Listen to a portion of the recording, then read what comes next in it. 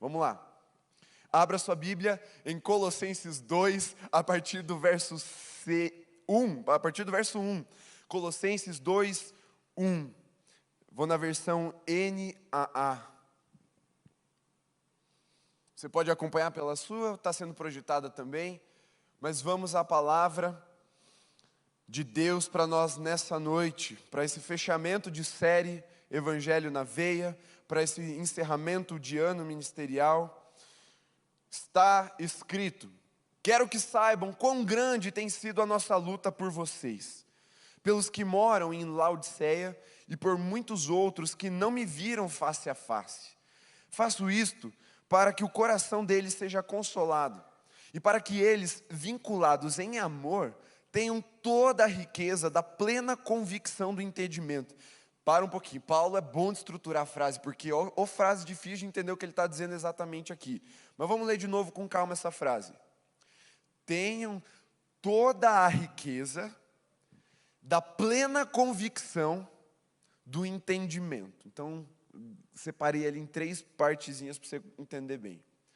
Para conhecimento do mistério de Deus, que é Cristo, em quem estão ocultos todos os tesouros da sabedoria e do conhecimento. Digo isso a vocês para que ninguém os engane com argumentos falaciosos.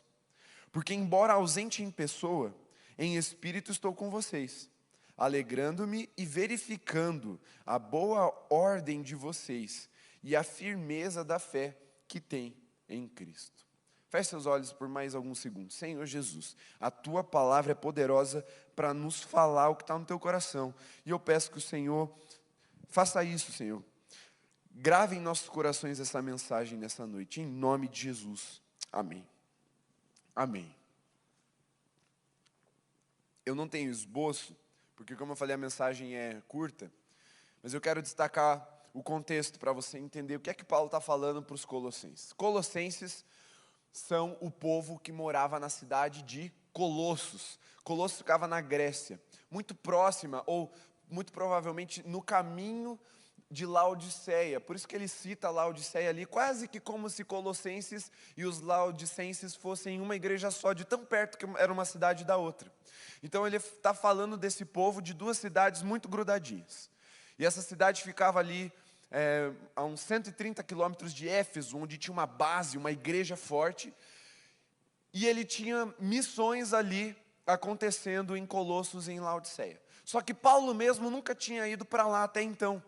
Ele não tinha visitado a igreja ainda. Ele tinha um cooperador na obra, se eu não me engano era Epáfras, agora me fugiu o nome dele, mas eu acho que é Epáfras, que cooperava com Paulo, fazendo missões em cidades próximas, e ele que estava lá na cidade de Colossos e Laodiceia, pregando o evangelho, inaugurando a igreja de Jesus ali. E é por isso que ele manda essa carta. Não sei se você já parou para pensar, mas toda carta tem um destinatário. Alguém de confiança para receber essa carta e anunciar a mensagem que está contida nela. E Paulo tinha essa pessoa de confiança que, se eu não estou errado, é Epáfras. E ele prega essa mensagem para os colossenses e para os laodicenses, porque havia um perigo ao redor dessa cidade, ou ao redor da igreja dessa cidade. Paulo fala algumas palavras-chave nesse texto. Por exemplo, mistério. Os colossenses e os laodicenses tinham uma certa atração pelo mistério.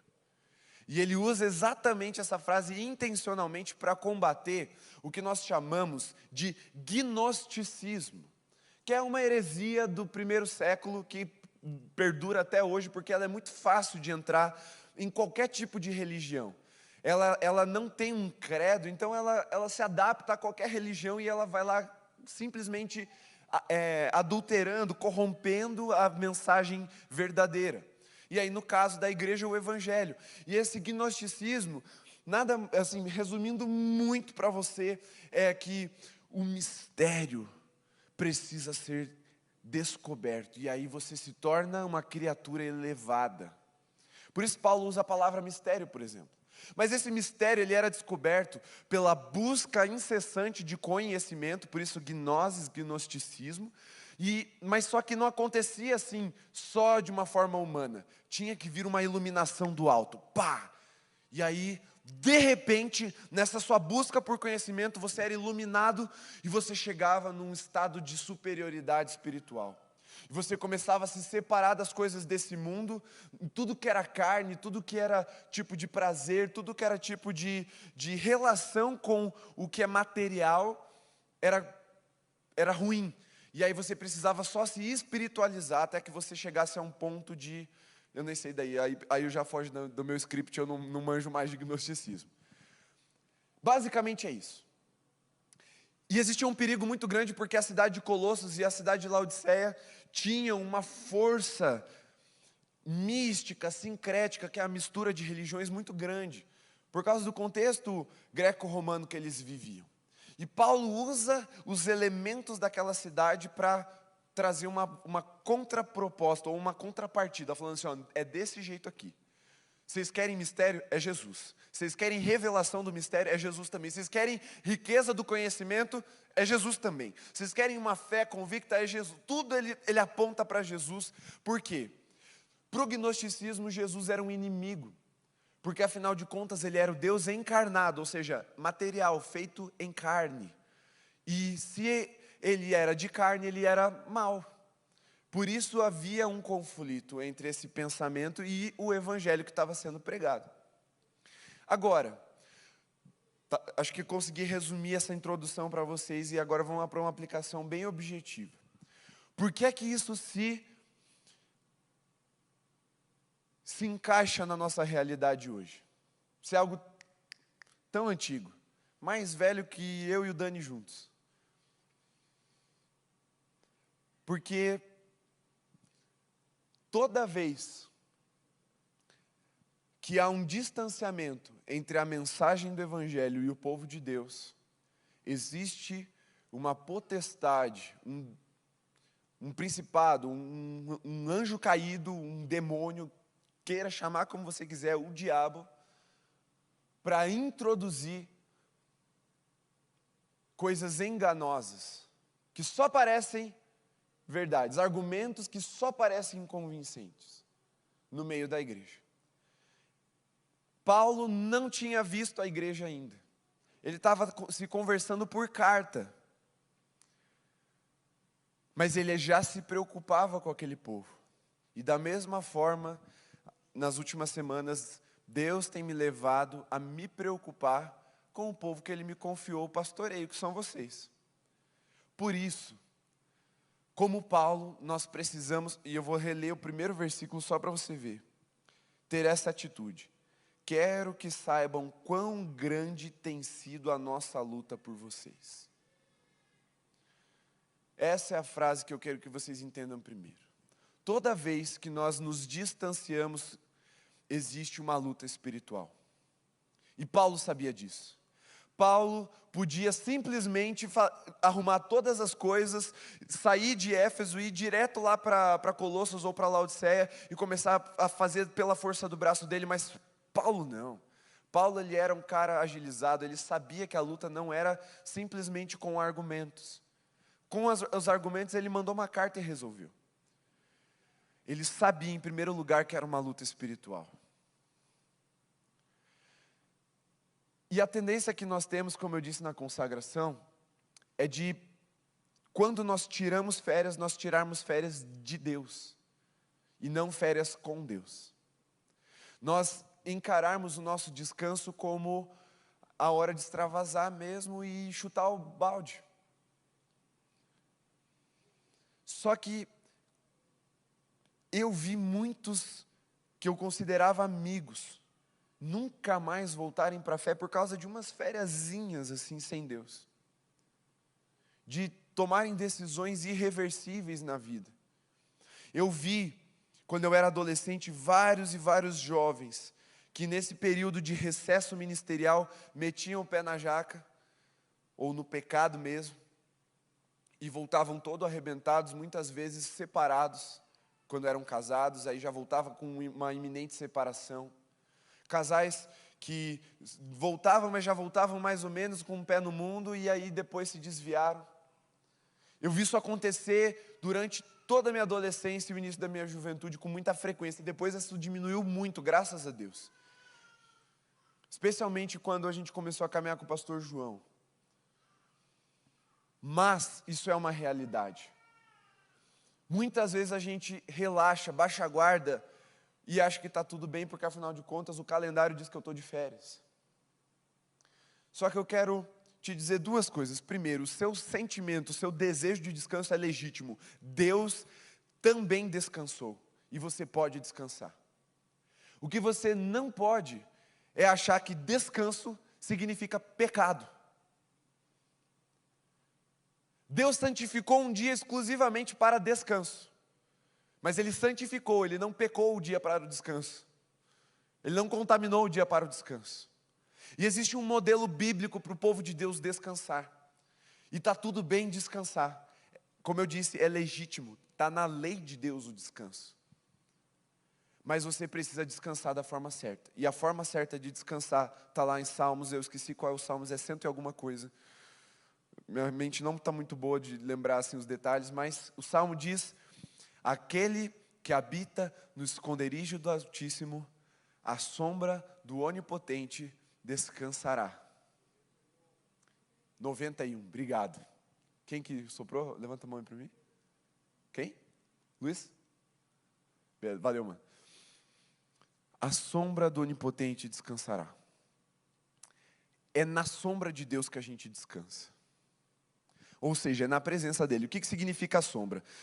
Ilustrando bastante para você entender. Veja aqui, ó, Deus está sentado num alto e sublime trono. E quando a gente entra na presença de Deus, lá em Hebreus diz que a gente entra com ousadia para ter uma audiência diante do trono da graça, a fim de recebermos misericórdia. O que é que acontece? Por que entra a sombra aqui nessa linguagem? Porque quando a gente entra na presença de Deus, na sala do trono, Deus se inclina para ouvir a nossa oração, para se relacionar com a gente. Quando Deus se inclina, o que acontece? É projetada uma sombra. Ou seja, crente descansa na presença de Deus, não longe dele. Esse é o primeiro ponto. E a doutrina dessa era, o jeito dessa era, é, como eu falei, extravasar. É deixar Deus de lado. Só que, gente, eu aprendi isso quando eu era adolescente e mudou a minha vida. Se o crente não sabe que está lutando, ele está apanhando. Não dá para baixar a guarda, dá para descansar na presença de Deus. Essa é a diferença. Baixar a guarda é pedir para apanhar do diabo. Agora, descansar na presença de Deus, cara, você pode até dormir na presença de Deus e nada vai te acontecer. Mas é na presença de Deus. É na habitação do Altíssimo que nós descansamos. E Paulo fala sobre o conhecimento de Deus, a riqueza do conhecimento de Deus, que é Jesus Cristo. Férias também não é um tempo da gente parar de ler a Bíblia e fazer devocional. Eu sei que há essa tendência, mas se você ficar as férias inteiras sem alimentar o seu espírito, como é que você acha que você vai voltar? Arrebentado, raquítico espiritualmente. E não existe super crente, não, eu faço jejum de Bíblia por 40 dias e eu continuo espiritual. Não tem isso. Se você faz jejum de Bíblia por 40 dias, você não é espiritual, você é um homem carnal. Ou uma mulher carnal. Precisamos tirar férias com Deus. Mas é com a palavra também. Não deixe de ler a Bíblia. Porque é Cristo Jesus revelado que vai te manter em pé. É a riqueza do conhecimento de Cristo Jesus que vai te fazer voltar para as atividades, para a agenda, para o serviço, para a adoração em conjunto aqui no Holy. Em pé, inteiro, e não arrebentado, e não como um trapo estraçalhado por leões infernais. E eu falo isso com muito carinho no meu coração, porque eu vi gente que habitava no altar, tirar férias de Deus e nunca mais voltar para a casa do Senhor, e está vivendo uma vida miserável até hoje. Não podemos brincar com a realidade espiritual. Precisamos ter a postura de Paulo. É uma luta, é uma briga. O termo que ele usa é um termo greco-romano, é para aquela luta, aquela coisa acirrada, para que ver quem empurra o outro para fora e tal. É uma briga. Por isso, eu como pastor, estarei orando por vocês todos os dias desse recesso ministerial. Só que você também precisa adotar uma postura de guerra, uma postura de luta. Que sejam 10 minutos por dia orando pelo ministério, pelos seus irmãos. Olha bem para quem está do seu lado. Para um pouquinho a mensagem, começa a olhar para quem está do seu lado. Olha mesmo. Pode ser que se nós não adotarmos uma postura espiritual de luta, ano que vem você não veja mais essa pessoa. E o diabo já tenha levado para si. Nós precisamos, como geração, sair de férias adotando uma posição de guerra, de intercessão, porque não é pela força humana, é por oração de fé que nós derrotamos principados e potestades. E é pelo poder da palavra de Deus, é pelo conhecimento de Cristo Jesus, é nele que habita toda a vitória contra o inferno. E eu e você temos esse compromisso, não apenas de nos mantermos em pé, mas de orarmos, de intercedermos, de batalharmos por aqueles que estão quase caindo. Se somos uma família, nós precisamos sentir falta caso alguém não retorne. Por isso você precisa se engajar espiritualmente numa luta contra toda a intenção de Satanás de roubar, porque ele vai tentar. Não se engane, o diabo vai tentar nos derrubar nessas férias. E ele fala aqui no versículo 4, digo isso a vocês, para que ninguém os engane com argumentos falaciosos, ou com argumentos que parecem convincentes. Primeiro a gente precisa tirar férias com Deus, em oração, na palavra, mas essa segunda coisa que eu queria trazer para vocês, e essa aqui eu preciso ter um pouco mais de cuidado para falar com vocês, porque o perigo ele é um pouco mais sutil. O gnosticismo, lá para eles, não estava sendo pregado como algo do mundo, entendam bem. Lembra que eu falei que eles acreditavam que as coisas materiais eram do mal? Então muitas coisas até coincidiam com o que o evangelho ministrava. Mas o gnosticismo não estava sendo pregado lá de fora, tipo, se desviem, não. Ele estava sendo pregado dentro da igreja, ele já tinha entrado. E eu quero que você preste muita atenção no seu pastor agora. Esquece que eu sou o Jeff. Preste atenção no pastor, na unção que Deus me deu para pastorear a sua vida. Muita atenção.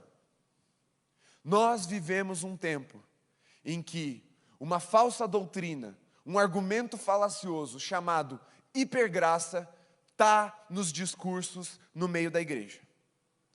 Facilmente a gente reconhece quando é descarado esse discurso, do tipo, não, você pode pecar à vontade porque a graça já perdoou todos os seus pecados. Não, isso aí não existe, ninguém vai para o inferno, todo mundo vai para o céu. Isso aí é fácil de todo mundo identificar e falar assim, não, isso aí é pecado, isso aí está errado, não é o que a Bíblia diz. Existem casos extremos que é desse jeito como eu falei para você, pasmem, tem. Mas existem coisas mais sutis. Existem discursos que, se você pegar o cara que está fazendo, o pastor que está pregando, o preletor, o youtuber, enfim, o influenciador que está falando, e você perguntar, você crê que precisa de arrependimento e conversão dos pecados para que haja salvação? Ele vai falar, creio? Então por que você está falando o que você está falando? Ele, não entendi. Em outras palavras, existem pregações que estão bebendo de fontes contaminadas e eles nem sabem disso.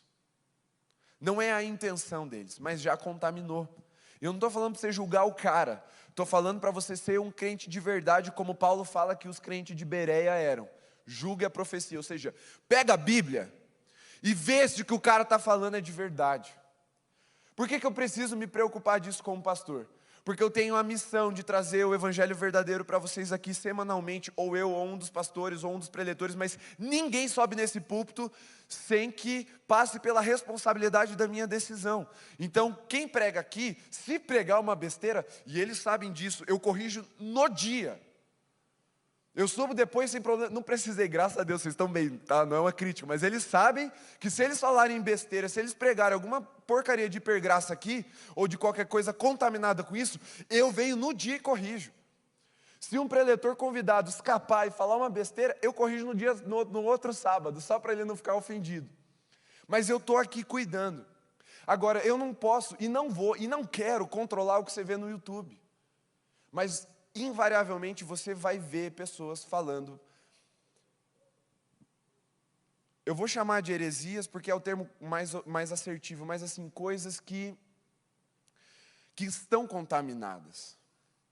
Por isso eu queria pedir que você tivesse muita sabedoria para não cair, não ser enganado com os falsos argumentos. Porque não é, não, quem é enganado não é filho de Deus. Quem não tem isso, gente. Até filhos de Deus são enganados por esses argumentos. O que eu estou dizendo para vocês? Nós vamos lançar, nessas férias, o que eu chamo de curadoria. Nós vamos lançar indicações de pessoas que, pelo menos eu, nunca vi nada diferente do que a Bíblia prega, que eles pregam também. Então, vou dar um exemplo. O Dizuscope. Cara, assiste o Dizuscope. Pode assistir de olho fechado. Entendeu? Você vai ouvir o Luciano Subirá. Pode ouvir de olho fechado. Agora, tem gente, cara, que não vale. Porque a mensagem vai ser bem boa. Bem estruturada, assim. Vai ser bem gostosa de ouvir. Mas vem contaminada. E mesmo que se o cara, não, eu nem creio nisso. Mas ele está pregando porque ele está contaminado com algumas influências. E essa influência, a hipergraça, surge de uma filosofia mundana chamada humanismo. Aí você pensa, pastor Jeff, o que tem de errado de ser humano? Nada. Quer dizer, depende da sua perspectiva, mas vou dizer tudo, porque o humano está caído. A gente precisa ser como Jesus, não humanos. Mas entendo a ideia. A filosofia humanista, em sua essência, coloca o ser humano no centro de tudo. Então, a mensagem boa não é a verdadeira. Não é a que Deus queria ministrar. A mensagem boa é a que agradou o ser humano. O culto bom não é o culto que agradou a Deus. É o culto que agradou as pessoas. Não, o feedback foi bom. Não tem problema você gostar do culto. Eu gosto muito. Mas assim, não é para eu gostar. Nem para você, é para Deus. E você vê que existe uma inclinação para isso hoje. De colocar o ser humano no centro. Peraí, não, eu vou escolher, selecionar alguns versículos, algumas partes da Bíblia para agradar as pessoas. Isso já é hipergraça, já é humanismo no meio da igreja. Você não precisa pregar o que é errado, você só precisa subtrair partes essenciais do evangelho que desagradam a gente, que não são tão doces, que já é hipergraça. E hipergraça é o termo mais estúpido que se usou para denominar essa doutrina falsa. Porque de hiper não tem nada.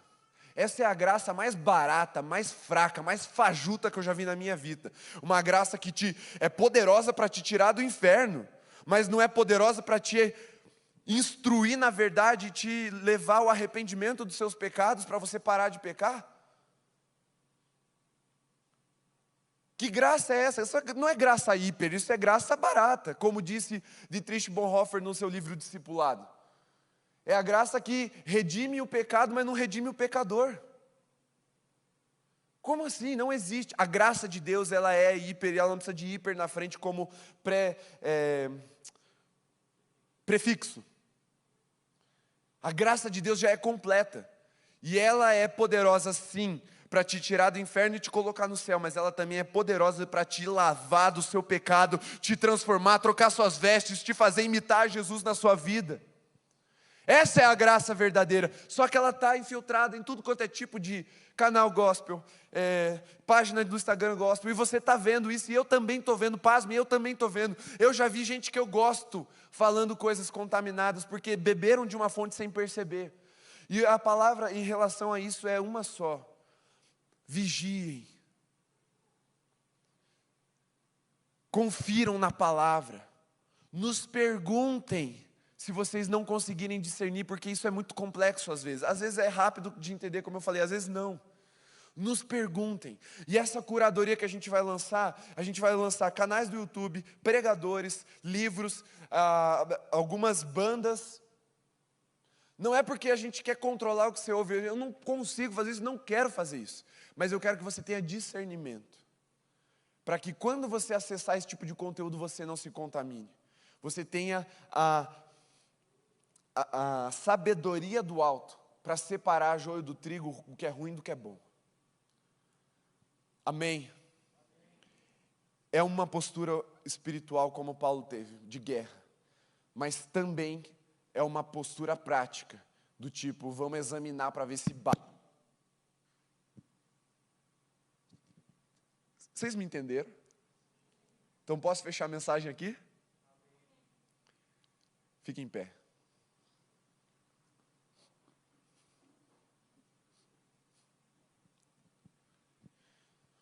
Porque embora ausente em pessoa, em espírito estou com vocês, alegrando-me e verificando a boa ordem de vocês e a firmeza da fé que tem em Cristo. Percebe? Isso que a gente está fazendo é bíblico. O que a gente vai fazer é bíblico. Eu não vou estar em pessoa, eu vou estar ausente em pessoa, mas em espírito estarei com vocês. Eu amo vocês. Eu quero muito que vocês experimentem a boa, agradável e perfeita vontade de Deus para a vida de cada um de vocês. Eu desejo que vocês tenham uma vida muito vitoriosa em Cristo Jesus. Eu desejo que vocês tenham uma vida de liberdade, totalmente livres do pecado, da influência das trevas. Eu desejo que vocês tenham uma vida de alegria e justiça, como é a vida no reino de Deus. E é por isso que a gente se preocupa com vocês. Porque embora ausente em pessoa, estarei em espírito intercedendo, alegrando-me e verificando a boa ordem de vocês. Por isso, glorifique Jesus durante as suas férias. Use as suas redes para glorificar Jesus, para inspirar outras pessoas, para revelar a graça de Jesus. Mostre a boa ordem de vocês e a firmeza da fé que tem em Cristo. A primeira é uma resistência contra o pecado.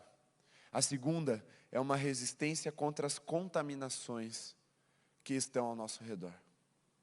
Uma postura espiritual, sim, mas também uma postura prática. Leia a Bíblia e faça a oração, se quiser crescer. Terminei com um corinho de fogo, olha só. Feche seus olhos aí. Pense um pouquinho nas suas férias, se você já sabe como elas vão ser. Como é que vai ser o mês de dezembro? O Senhor se agrada daquilo que você está planejando? O Senhor está incluso na sua agenda?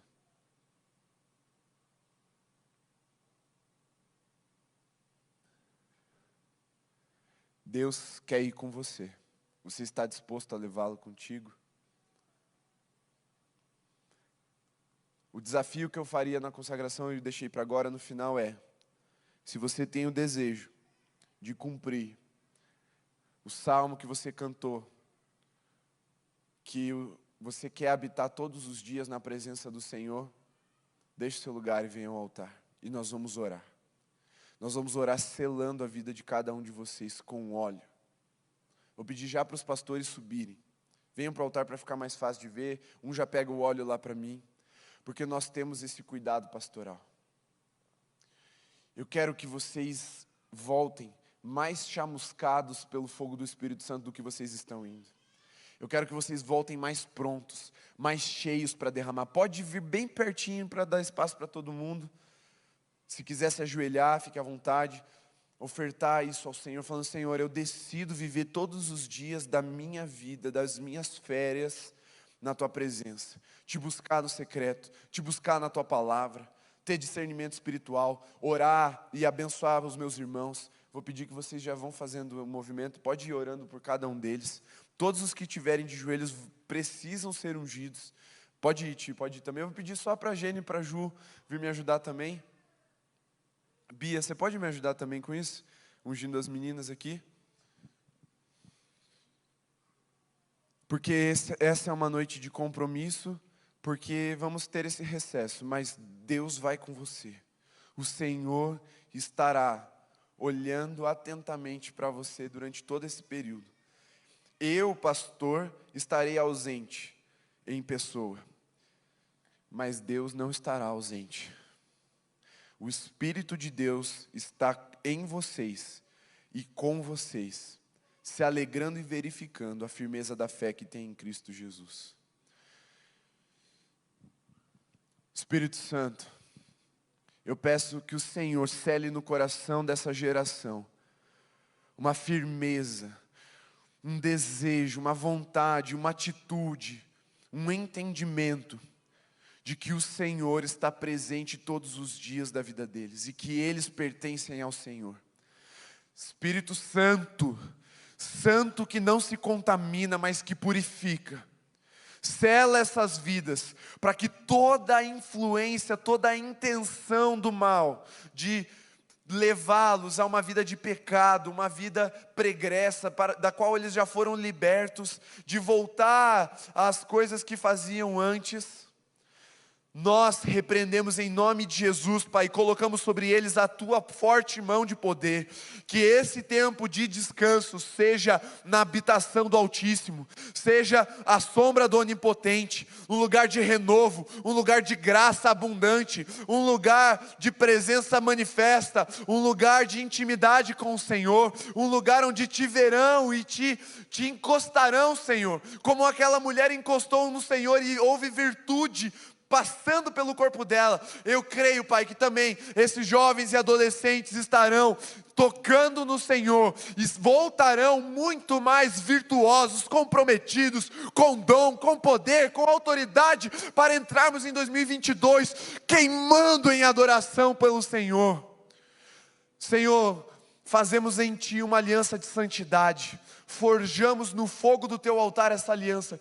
Senhor, recebe o nosso compromisso como uma realidade já, que não nos contaminemos com o pecado que tão de perto nos assedia, mas também nos dê discernimento espiritual para rejeitar, para barrar para o lado de fora, tudo aquilo que parece convincente, que parece bíblico, que parece evangelho, mas não é.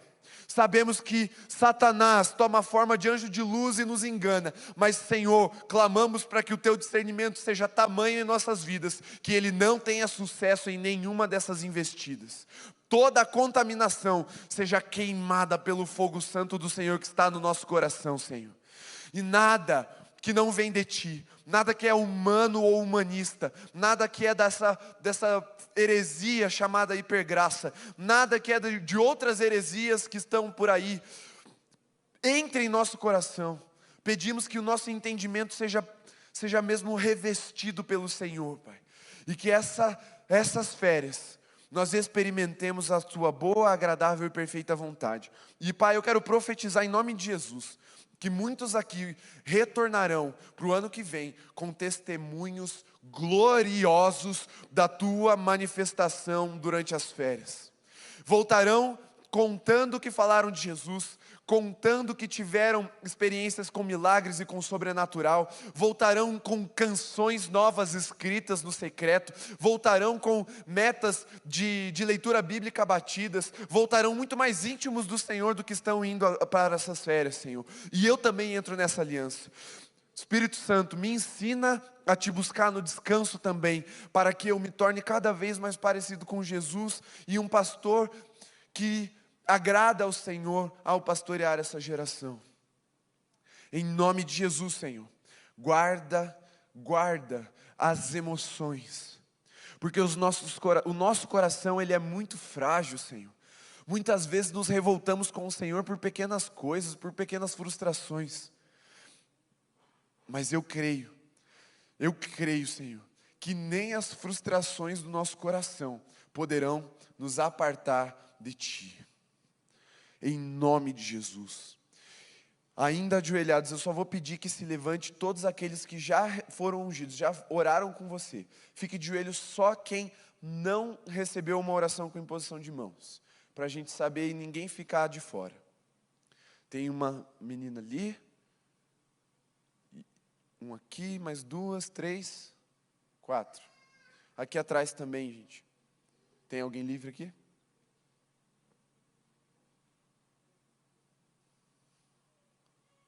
Glória a Deus. Só se levante quando alguém tiver orado com você. Vamos esperar todos, como bons cristãos, sabendo que todos estão recebendo da parte do Senhor, amém? Vocês não estão com raiva ainda? Está tudo certo? Estou dentro do tempo.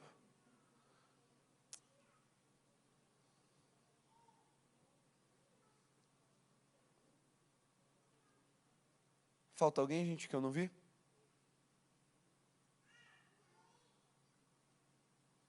Glória a Deus. Gente, é o último culto e eu queria muito matar a saudade de uma coisa. Vamos vir todo mundo aqui para frente, dar as mãos. Quem é da época do pastor... Aliás, não vamos dar a mão não, nem todo mundo está muito confortável nessa situação, mas vamos vir todo mundo para frente, venha mais para frente aqui para caber todo mundo. Venham mais perto. Uma oração de unidade. Finge que você está dando a mão para quem está perto de você só. Segura a sua própria mão, igual a Rê está fazendo assim, ó. Segura a mão assim, ó. Aí você vai entender que você está de mão dada. Nós somos uma família em Cristo Jesus. Se você precisar de ajuda nas férias, peça. Eu e o Dani vamos sair de férias no dia 21. Mas o Matheus e o Thiago não. Pode mandar mensagem para eles qualquer hora. Se vocês não tiverem o WhatsApp deles, eu posto amanhã no Instagram, tá bom? Principalmente de madrugada, que é quando eles dizem que não tem nada para fazer.